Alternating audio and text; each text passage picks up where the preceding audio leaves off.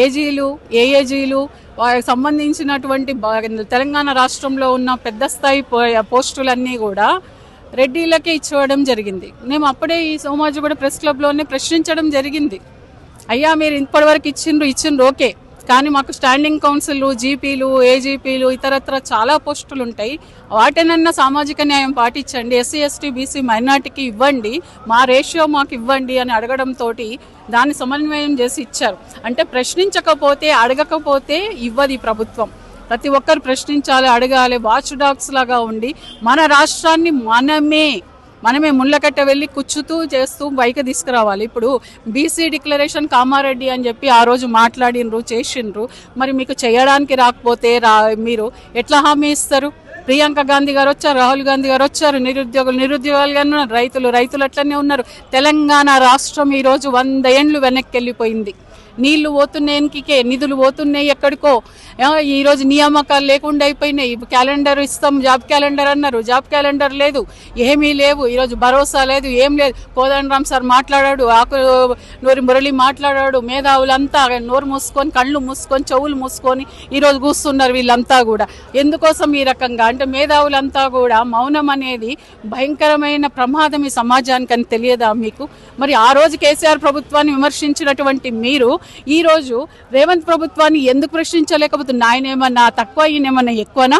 ఎవరు ఎక్కువ తక్కువ కాదు. మనకి ప్రభుత్వాలు ఏవైనా కూడా, ఎవరొచ్చినా కూడా ప్రజల యొక్క క్షేమం, సంక్షేమం, ఆర్థికంగా, సామాజికంగా వాళ్ళందరూ ఎదుగుదలను కోరుకోవాలి. మరి ఈ యూత్కి ఈరోజు ఉద్యోగాలు లేకుండా చేసి జాబ్ క్యాలెండర్ ఇస్తామని ఎగ్గొట్టి, రైతులకు రైతు బంధు ఇస్తా అని చెప్పి, రైతు భరోసా పేరుతో ఏదో ఇస్తా అని చెప్పేసి ఈరోజు నీళ్లు లేవు, రైతులకు భరోసా లేదు, 2500 ఇస్తున్నారు, మహిళలకు లేవు, కోటీశ్వర్లు అన్నారు. కోటీశ్వర్లు కాకపోయిరి, కానీ స్వపరిగి పాలన దిశగా వెళ్తుంది తెలంగాణ ప్రభుత్వం అని అనుకునేంత లోపలనే 100 ఏండ్లు వెనక్కి వెళ్ళిపోయింది. 100 ఏండ్లు వెనక్కి వెళ్ళిపోయి ఈరోజు అన్నమో రామచంద్ర అనే పరిస్థితిలోకి ఈరోజు తెలంగాణ ప్రభుత్వము, ఏదైతే ఈరోజు రేవంత్ గారి ప్రభుత్వం ఉందో, ఒక దిక్సూచి ఎట్లా పోవాలి, ఏం చేయాలనేది తెలియక నడి సముద్రంలో తుఫాన్లో చిక్కుకున్న నావలాగా ఈరోజు తెలంగాణ ఉంది.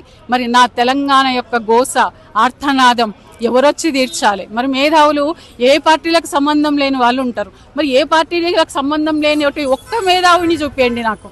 ఒక్క మేధావి కనబడతలేడు, ఎవరు మాట్లాడతలేరు. మాట్లాడకపోతే ఎట్లా?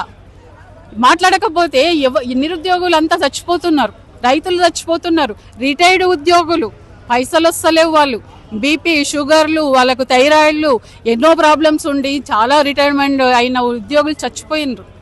అంటే చచ్చిపోవడాలేనా, బతుకుడు లేవా? పుట్టుడు కానీ గిట్టుడు అన్నట్టు మొత్తం పుట్టుకలేమో కానీ సావులు ఎక్కువైపోతున్నాయి. మరి ఇది మీకు అనిపిస్తలేవా?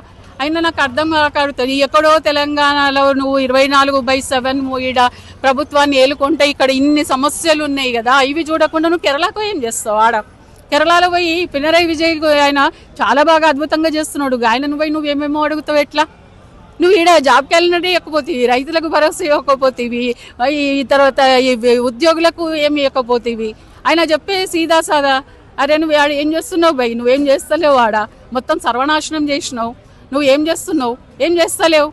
అట్లాంటిది నువ్వు ఈడొచ్చి నాకేం చెప్తావు? నువ్వు నీ తెలంగాణ అభివృద్ధి చేసుకో, నీ తెలంగాణ ప్రజలను చూసుకో అని ఆయన చెప్పే సిగ్గుపోయి కదా. మాకు సిగ్గుపోయింది, నీదంటే మాది పోయినట్టే కదా. అందుకనే ఒకటి తెలంగాణ తప్ప ఇంకొక దగ్గర ఓకబ్బా, ఈండే ఉండు. తెలంగాణలో ఏమేం ప్రాబ్లమ్స్ ఉన్నాయి, నువ్వు అటు పోతే నీ అనుచరులు ఏమేమో దందాలు చేస్తున్నారు. సో ఇవన్నీ కూడా దగ్గర పెట్టుకొని చైతన్యం తెచ్చుకొని, మా తెలంగాణ వాళ్ళకు కొత్త చైతన్యం అవసరంలే. ఏమంటే ఓపిక పడుతున్నారు. నువ్వు ఆ రోజు వచ్చింది చెప్పింది కూడా యువత మీద, నిరుద్యోగుల మీద నిచ్చెనలు వేసుకున్నావు కాబట్టి నిన్ను గెలిపించుకున్నారు. సరే నువ్వేదో బాగా చేస్తావు, రైతు బంధు ఎక్కువిస్తావు, 2500 ఇస్తావు, తులం బంగారం ఇస్తావు, ఇంకా ఏమేమో ఇస్తావు అని అనుకున్నారు. ఏం చేస్తాడే తొక్కాతోలు ఏమీ లేదు.